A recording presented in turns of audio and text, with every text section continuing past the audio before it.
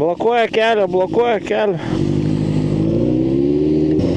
Lyn, o ne, kon daryti, uglyn.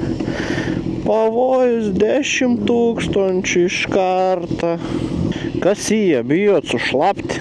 Tas, kad per lietų važiuoti yra pavojinga, čia yra bele koks mits, nes pavojingoms priklauso nuo to, ar pastavys į komplektaciją į ant smegenis, ar ne į ant. Faktas, jeigu ant šlapį važiuosi taip, kaip ant sauso, dėsi gazą, šitą rats prasisukinės, jeigu užkirsi stabdžius, lengviau nuvirsi taip.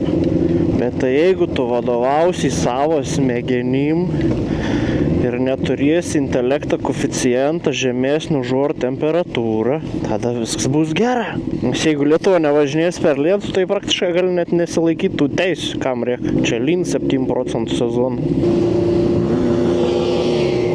O, draugėlis. Žiūriu, tolumoj lygtais gestas, le. Konto. Šitą kon pasakau. Kon turėjau omeny, kad ką prizimyžys. Ups.